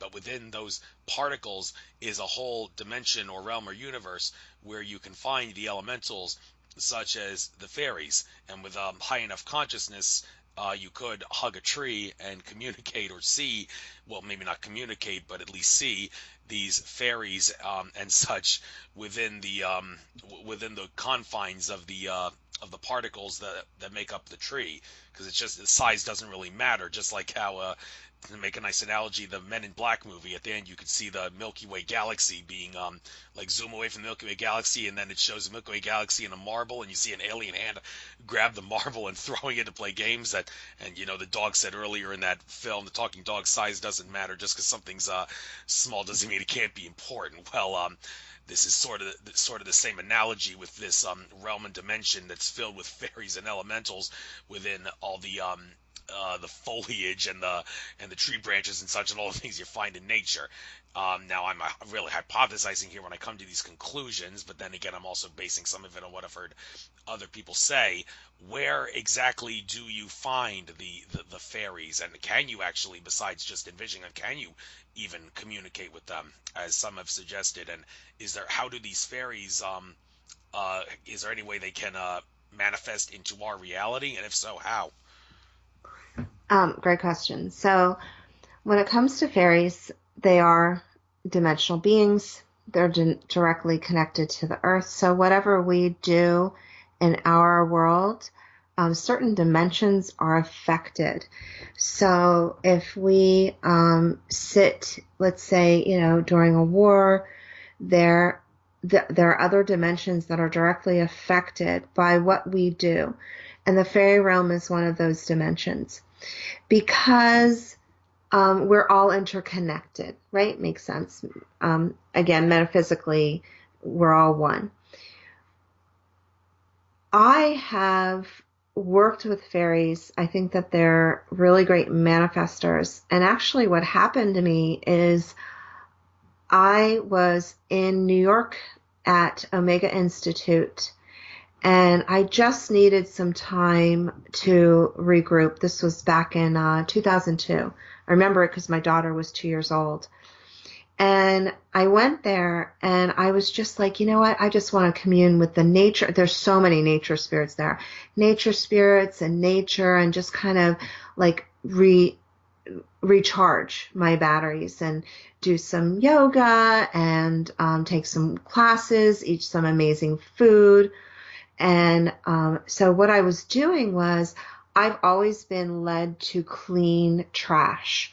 So I was cleaning up trash and I was telling the fairies how much I appreciated them and show me where any trash is, I'll go get it. And then I went to sleep and I slept in a tent specifically because I wanted to be in nature. I wanted to be in a tent.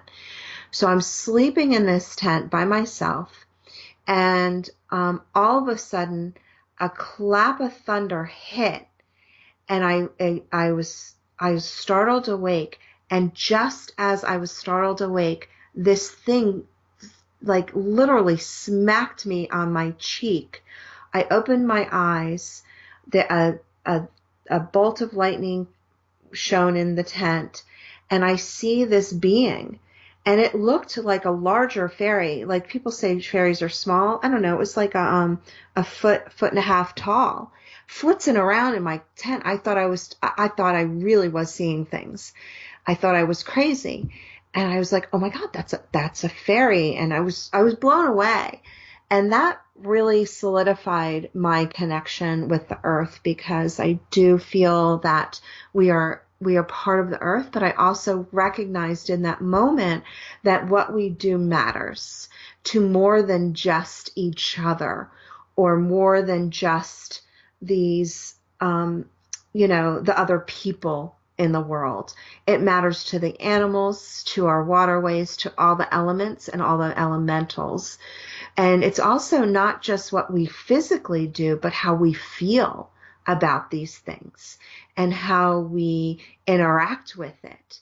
So if every time I am near a tree and I'm always angry, the tree's going to absorb that energy.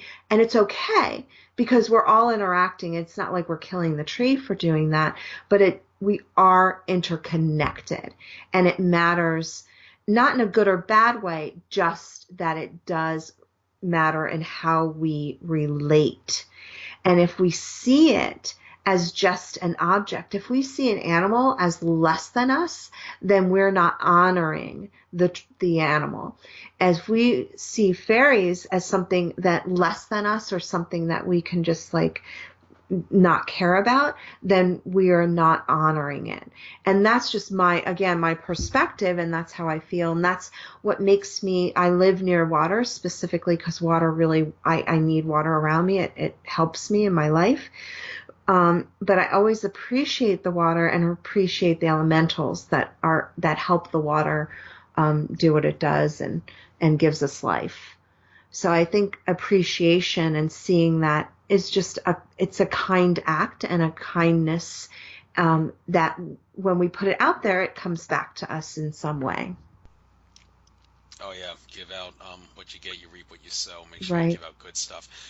But this thing you mentioned about how what we do in this reality can affect other realities, I hear that, and that kind of reminds me of something that Silver Legion contactee Tanath talked about in one of her radio shows in the past. First of all, silverlegion.org, her website. There's a page on there, talks about the different layers of the universe and the construct of the universe, and there's like realms and other things, like paths and such, terms like that, and outlands too is like the highest level. But one interesting thing that I heard Tanat say in one of her talks was that many of the stories, like the fictional stories that we think of as fiction, actually happened in another like dimension or realm, or whatever word you want to use. The example she actually used was the story of Little Red Riding Hood. That actually, as she asserted, did happen. The whole story, including the wolf eating Little Red Riding Hood and grandmother and getting his belly cut open by the woodsman, or that all actually happened allegedly in some other realm or dimension or whatever. And whoever it is who originally wrote the Little Red Riding Hood story, somehow, some way, there was some mechanism of reality that caused the information from that universe or whatever, where Little Red Riding Hood was a true story, to be somehow transferred to their mind to enable them to write the story. Well, I'm kind of interested to know what exactly was the mechanism. What's the science behind the mechanism, for lack of a better word, that allows for the information from this realm, universe, or dimension where a story like Little Red Riding Hood is an actual true series of occurrences to transfer to a person in our reality so that they can write what they believe is a fictional story, never really realizing that their inspiration from the story came from some other realm or universe. How do you know anyway? How does the information transfer from one realm into the other in such a way? I believe it's through the Akashic records. Really? Hmm. And the higher, again, it's the level of the Akashic records that all possibilities are possible. You know, I think on some level, what hasn't happened, again, it's the Little Red Riding Hood. Was it a wolf? Was it a man? There's always debates because a lot of these things are to have children to pay attention to what's around them and the bad people. That's really what that story, for what I understood, that's what that story was for. Um, but I believe it's the Akashic records. Fair enough. I think maybe there is truth to that. I can certainly understand why we're getting that idea, because the Akasha records contain well, actually, do the Akasha records contain everything? Because people like George Cavazos have asserted that this universe that we're in, it's all constructed of light, but theres other universes out there, he asserts, that are not constructed of light, and the creator, that the infinite isness, the soul, the isness, whatever you want to call it, that manifests into consciousness and spirit in our reality through light, is not the same creator that causes these other universes to exist. Now, it's not something one could easily wrap their head around, but do you actually believe maybe he knows what he's talking about when he asserts other universes not made of light exist that we can't adequately imagine, that have a whole entire different creator to them? Completely. Hmm. I think that there is one creator, and there's a lot of you hear a lot of that with the ET specialists. That's what I call them. Uh, they do say that that's one thing, that there's always one creator. But I do believe that there are creators per universe. Yeah, absolutely. I think that we're part of the creators that have created this reality. A lot of the consciousnesses that are actually incarnated here are the ones who actually created this galaxy. And then we wanted to see what it was like to be in such a dense form. So yeah, I believe that, but I feel like there's an overseer. It's that, and that, again, this is just my feeling, but the overseers, it's like play, children, play. It's not an overseer of, now I'm going to control you, control them, but it's like, oh, go play. Oh, you want to go create this world that is who knows? Because I agree with him. There are other realities. It's hard to explain when you see them, but I do believe that everything that's possible is somewhere in some record somewhere, because see, we use the word records, but it's more of a multi-dimensional holographic mind energy. It is so beyond a record. And that's when you go to the lower records, you can actually see records. But when you hit the higher realm, it's hard to explain. When I go into the records, sometimes I'll see people's complete pattern of everything that's ever happened to them in connection to that pattern and how to heal it.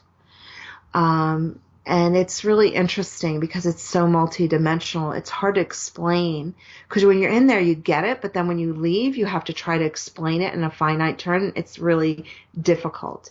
And the same thing is that guy, I don't remember what his name was, but when he's talking about these other dimensions that aren't made of light, I agree completely. Yeah, there's some really interesting things out there, but we always limit everything because we do live such a limited consciousness here that it's hard for us to fathom anything outside of what we see, feel, hear, and know, and taste in this world. Thank you. All right, just so you know, we well, it's 15 minutes till late, but since we didn't start this until 6:05 because I had to do that test and everything, and also Yeah. finish that call, is it okay if we go till 10 after 8? Is that okay I'm with you? fine. All right, I'm okay, fine. okay.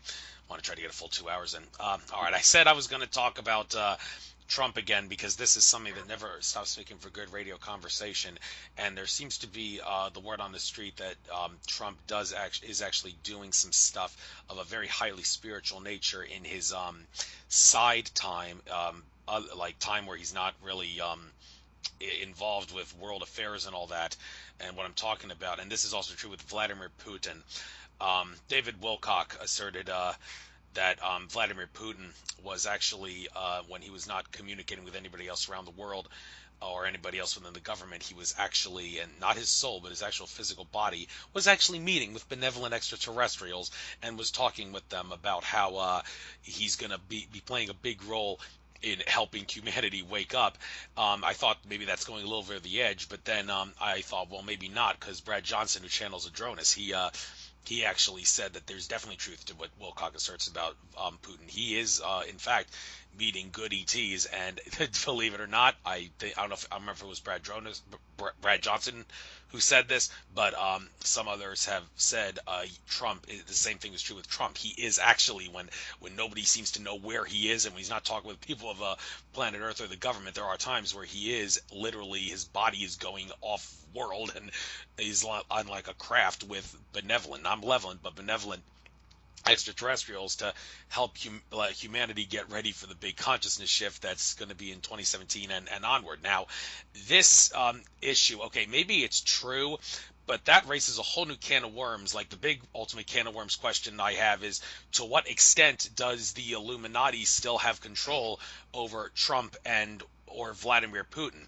Because if you were to ask like David Icke or many other conspiracy theorists in the like not too distant past, maybe like a decade ago, they would say things like Vladimir Putin, he's definitely a an Illuminati puppet, just like all the world leaders. In fact, after Edward Snowden made those revelations and he sought asylum in Russia, there was a time where Vladimir Putin did say, Edward Snowden, I'll protect you, but you can't expose any bad information about America, the NSA, or the American government. Now, a lot of people heard that and say, well, that makes no sense. Why in the world would Vladimir Putin, who has every right to be pissed off at the Americans for spying on the Russian government, why would he tell Edward Snowden not to say any bad things about the American government? Well, David Icke asserts it's because Vladimir Putin is an Illuminati puppet, and the Illuminati forces were ordering him to say that. Well, apparently, if the Illuminati still controls Vladimir Putin,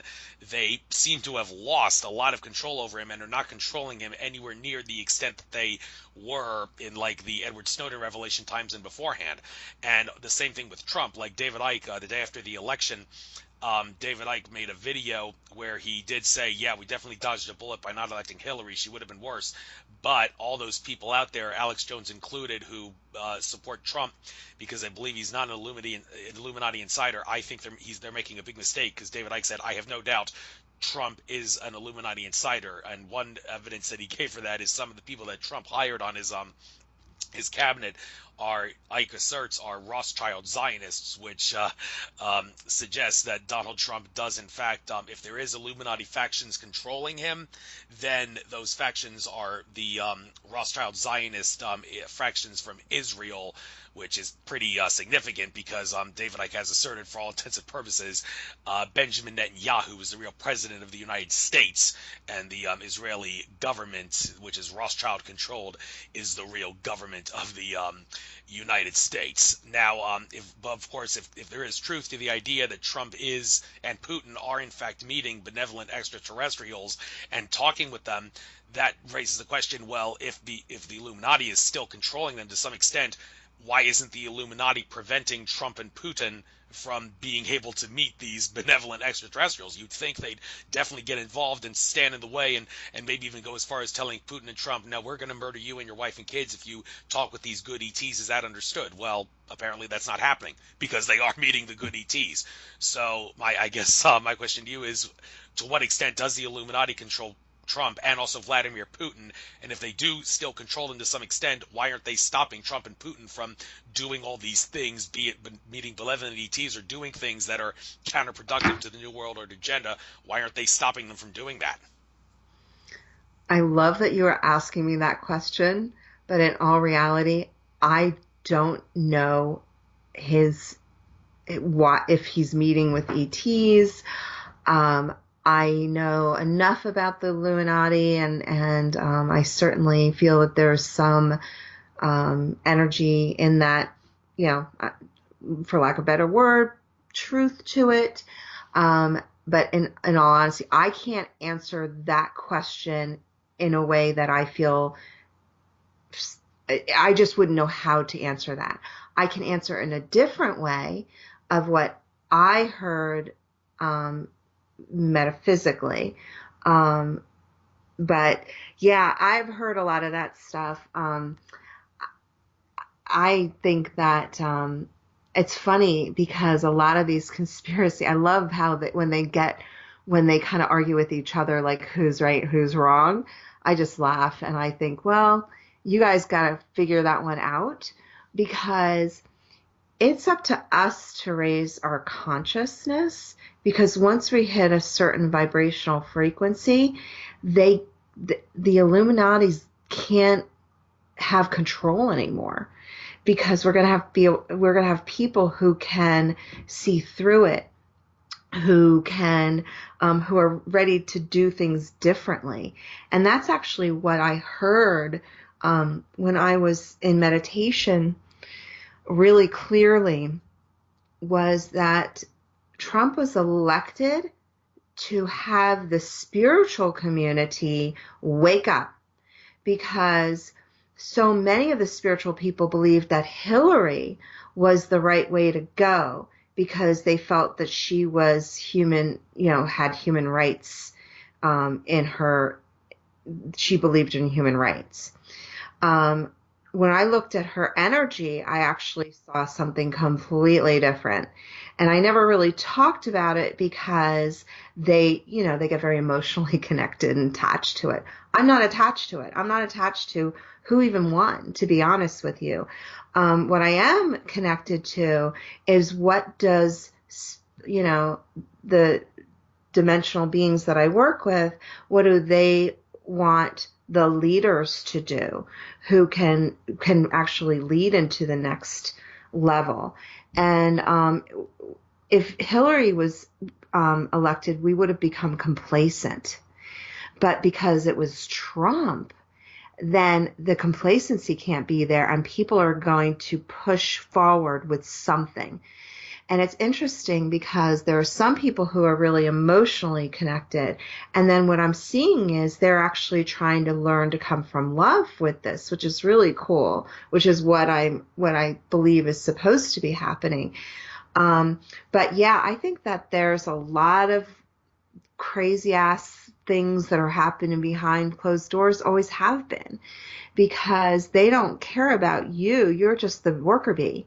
They really want those in power, want to stay in power because it feeds them, and it feeds lower vibrations. And that's all it does. It feeds lower vibrations. So if he's meeting with higher vibrational beings, they need to teach him how to raise his vibration, because his vibration is not very high. I'm a little surprised at that as an energy worker seeing him. I don't see his vibration high, but I never saw Hillary's either. I thought Hillary was in a lot of people's back pocket. Trump's in just different people's back pocket. Okay, so I just feel that this is one thing I am supposed to say, is that Trump being elected shook us up to take action in a way in a different frequency.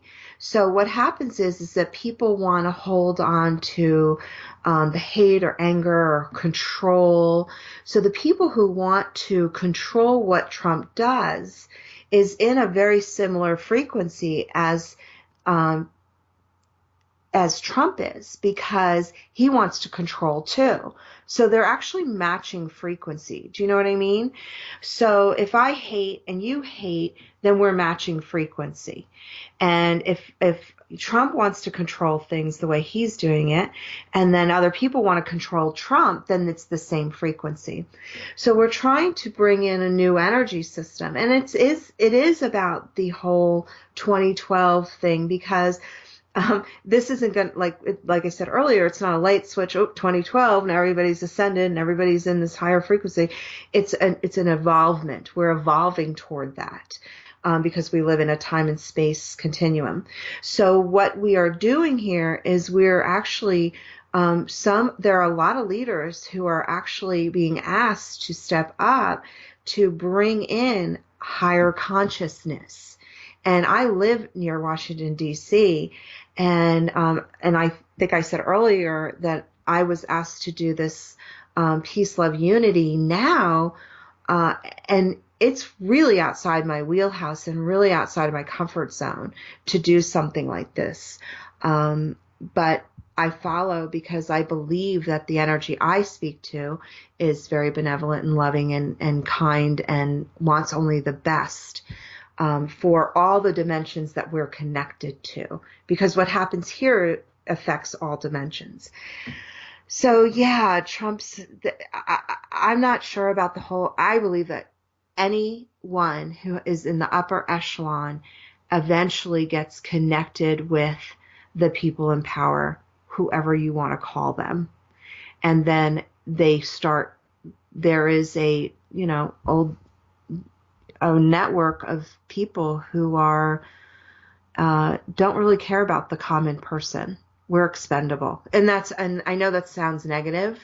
And to me, it's not fearful. It just seems correct. Well, interesting you pointed out that thing. People say Hillary has human rights, but you've looked into her and see she's, doesn't have her best interests and all that. Well, you say that. I'm kind of wondering, well, when you were looking at Hillary, what exactly were you looking at? Because, first of all, Arizona Wilder, that Illuminati mind control slave who David Icke interviewed way back in 1998 in that Revelations of a Goddess documentary, she was talking about how she was in Illuminati ceremonies and she had the opportunity during those ceremonies to see political and corporate leaders shapeshift from human into reptilian form, and she actually said, and I quote, "I saw Hillary Clinton before I knew she was Hillary Clinton." And not only that, a lot of people have asserted that the Hillary that we are seeing in public is actually one of several, didn't give an exact number, but one of several clones of Hillary Clinton. Like the real true Hillary Clinton is actually asserted to be a reptilian alien masquerading behind the holographic mask of a female human, but all the Hillarys we are seeing are actually clones of that, which either don't have a soul, or if they do have a soul, it's got to be reptilian in nature in some way. So that raises the question, when you were checking Hillary, who or what were you actually examining? A reptilian human masquerading reptilian, or a clone that has no soul or does have a soul? Well, yeah, and in all honesty, I don't really adhere to a lot of that, only because to me it's kind of fearful and it sounds a little conspiracy. I've heard all these things, so I look at it, but what I see in her is a very, very dark energy that is very manipulative, and doesn't feel any love there. I feel her, I do see her so controlled as a person. So there's no authenticity in her. And if I were a conspiracy person, and if I really did believe in reptilian, I would actually see that. Yeah, either she's turned into one or she's always been it. I don't know, but there is something. I feel so uncomfortable around her, and I feel comfortable around most beings. Like I said, I've seen a lot of things, and I've seen some scary ass stuff out there, stuff that people I don't talk about because I don't want to freak people out. But she makes me feel very, very uncomfortable and very guarded. And if she won, it whatever would have happened would have happened. But doesn't surprise me. there's a lot of interesting energies that are happening. And I do find that funny because there are so many people who love her. And I'm kind of going against a lot of people I know saying that. But there's something really dark about her, really, really dark. Trump, he's just an idiot. And I mean, I don't mean that I can't see, I was going to say, I don't mean that in a mean way, but I don't think that he has a filter. And I think that's just because he has such a huge ego energy. But what he's doing is waking people up. But I think it's unbeknownst to him. I think he's clueless because I think he thought, oh, look, I won. I'm so great. And he doesn't realize that he's actually ushering in people who are going to really raise the consciousness of the planet. And he's part of the catalyst of that.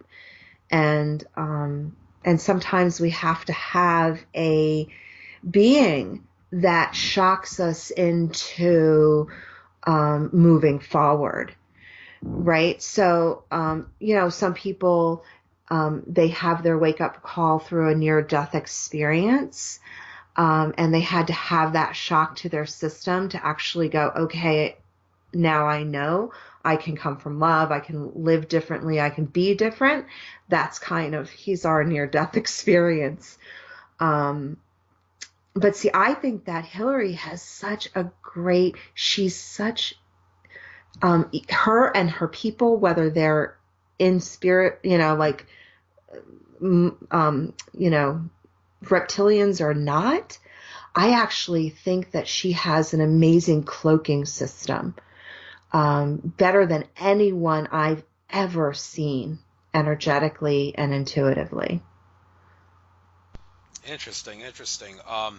But one more thing about Trump before I'll move on to one more subject. You say he would be like, "Oh, I won, great." Well, somewhat like Alfred Weber of Exopolitics TV would assert, well, he knew he was going to win because, Right. like Back to the Future. Yeah, that movie, future that they went back to was October of 2015, like our time period, because time's an illusion. October 2015 could mean like anything up to 2017 for that matter. It's not an accident that Biff Tannen, the antagonist in the Back to the Future movies, he looked just like Donald Trump in our time period, and it's not an accident that the movie also showed the Chicago Cubs winning the World Series for the first time in 108 years, and that actually happened this past November, just a few days before Trump won the presidency. The Back to the Future movie was basically showing in-your-face disclosure of something that would happen in the future, and Alfred Weber asserts that that DARPA, who runs the time travel program, had insiders who worked on Back to the Future, and they gave the information to them to put in the movies as a disclosure in the future. Now, Alfred Weber also said that Donald Trump, when he was on Oprah Winfrey and said he might consider running for president, he said Trump couldn't keep a straight face when he said that. Well, I did actually watch that interview with Oprah. It was hard to deduce whether when Trump said he might run for president that he was like trying to keep a straight face or not, and whether he knew that he was already told that he would win. It was hard to deduce. I don't know if Alfred Weber, where he's getting that idea that Trump knew at that time, but it's still worth pointing out there that, yeah, there is technology out there which can see things in the future. So a lot of these things that we think are like surprises and all that, unexpected, spontaneous things, no, it was kind of known to happen for quite a while. But that's side Wait, issue. can Yeah, I add to that? yeah. So what you have to also understand that there's remote viewing. And I do a lot of remote viewing, and it's actually really easy to do. And there are people who are really skilled and they can see well into the future. And they can actually say, well, if this is going to happen, we need to do this and this and this to change that. So that's part of what remote viewing is about. So whether they're actually going back in time or ahead in time through a physical machine or remote viewing, either way, yeah, of course they can change that. That, in my opinion. Yeah, remote viewing definitely something. I'd love to learn to do it, but then again, some people are good at it, better at it than others, for whatever the reason. Well, that ties in what we were talking about earlier about some people having like superhuman powers, and everybody's just got to learn how to be able to do it. It's some way, and I'm sure we will when the vibration keeps rising and rising in the foreseeable future. But you mentioned when I was talking about this how a lot of this stuff makes people feel uncomfortable. Now I bring that up because I can't help but notice an interesting fact about spiritual people. I hate to sound stereotypical, but it's kind of interesting that spiritual people tend to get uncomfortable easily, and that Andromeda Council contactee Tolek actually made that clear in a recent YouTube video he uploaded, where some people were very critical of a certain person that he invited to be a speaker at that recent conference that Tolek led in the Tucson, Arizona area this past October. One of the speakers totally seemed to bring down the vibration of everybody because he was of a fear-monger type mentality. I think I know exactly which speaker he was talking about, but I'm not going to throw the name out. It's someone I had on my show before. That's all I'm going to say. But anyway, the, um, the interesting thing is a lot of spiritual people were at that conference. They got uncomfortable because of him, and I can't help but wonder, why would spiritual people get uncomfortable? Some say, well, it makes sense because they're of a love-based mentality. They would find anything of a low vibrational or fear-based or even conspiratorial nature stuff too. They would find that make them uncomfortable. But I would ask why, because the interesting thing is a lot of these spiritual people, one of the first things that played a role in waking them up was realizing that the world is nothing like what we're led to believe it is, and many of the things that we classify as conspiracy theory are in fact conspiracy fact. Now, after they realized that, at some point they eventually moved on from the waking up from the conspiracy realm to other things like ETs, UFOs, metaphysics, consciousness, and all that. But you would expect that because that played a big role in their awakening, that they would not get uncomfortable when they hear that, even after they move past that, because they're like, oh, well, this is all new to me. I mean, excuse me, this is not new to me, but this is all familiar to me, so it's not going to make me uncomfortable because I've heard it before. Well, apparently not, because for some inexplicable reason, after they move past all that, it does make them uncomfortable to hear it again, in contrast to when, well, maybe it did make them uncomfortable when they first heard it, when it played a role in their awakening, but for some reason it really seems to make them extra uncomfortable when they hear about it at some point after they've already undergone a great spiritual awakening. So for all those people, including me, who really don't understand this, why do spiritual people get uncomfortable easily? Yeah. Well, actually, the thing is because they like their comfort. I'm a proponent of, hey, push yourself outside of your comfort zone. If it makes you uncomfortable, push yourself out, because don't become complacent and just go roll around, and move forward, move forward. I think what happens in a lot of these conferences, in these spiritual conferences, is people go there to get high. So they're going there to get their metaphysical fix. And when they are hearing things that aren't at what they would get their fix at, it makes them, it bothers their energy, because they went there to raise their energy and it brought it down. And those are people, and a lot of these metaphysical people don't have great boundaries.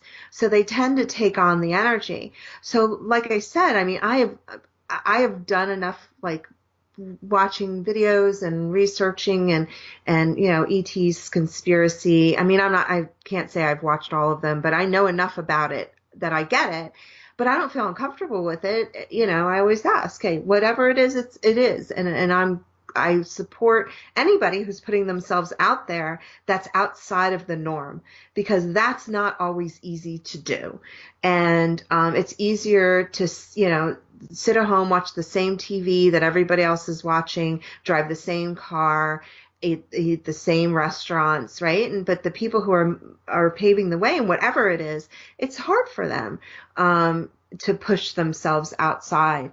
So it's great that these conspiracy people are putting that stuff out there, because there is some truth to everything, right? But these like love and light people, they don't like their fix being messed with. So they want the high fix, and it messes with it. Well, yeah, but the funny thing is that's basically you can say the same thing about all the sheeple out there who have no spiritual awakening. They're in a Yes. comfort zone. They don't want to be woken up, and if you try to force the information on them, then they may have a breakdown. Well, it's ironic because you think that a sheeple and someone who's of a high spiritual awakening would be on the complete opposite ends of the spectrum, but yet they both get uncomfortable when their comfort zone is messed with. Now, I personally, even though I don't listen to like Illuminati documentaries anymore to the extent that I did back in the past, I still don't get uncomfortable when I'm listening to them. I mean, I listen to Alex Jones occasionally when I want to get my news, and a lot of people find him to be utterly appalling, but I don't get uncomfortable. I mean, I moved past him at some point. I realized, like, I'd say like maybe late 2013, I decided, okay, I'm going to stop listening to Alex Jones on such a regular basis because it's time to move on. But I mean, I still access him for news and I don't get uncomfortable. So for me, it's kind of hard to understand why spiritual people get uncomfortable. And I'm glad you kind of made sense out of it for me. I appreciate that. But it's 8:10 now. Might as well bring this interview to a close. But before we do, I'd like you to give your website out, your info out, your contact info out. I'm also seeing there's this Sedona Healing Journey, among other events that you're listing on your Yeah. website. Looking at the price here, I don't know if I'm going to be able to afford this, but hey, maybe if by stroke of luck something will change. So why don't you give us your contact info, your site, and your upcoming events? Got the floor. Let's finish this up. Thank you. So my website is Melissa Feick, and it's Feick, F like Frank, EICK.com. And my also, if you're interested in the Peace, Love, Unity now, it's peaceloveunitynow.com. That's the Raising the Consciousness in Washington, D.C. And the Sedona trip is actually I was guided to do that. I've done this several times, but it's really about again bringing people there, and we're going to learn how to dimensionalize objects and work multidimensionally and work with some ET energies. That's my goal, and just love on the Sedona energy. And we spend the whole day outside. Like you don't go to Sedona unless you're going to be out there the whole day and into the evening. And basically I want to just say thank you so much to you, Andrew. This was such a fascinating and fun conversation. I really enjoyed it because I love the way that you see things and how knowledgeable you are, and I've just really enjoyed it. So thank you so much. You're very welcome. And I'm looking at this Skype recorder here. It still says it's recording. File size almost 59,000 kilobytes.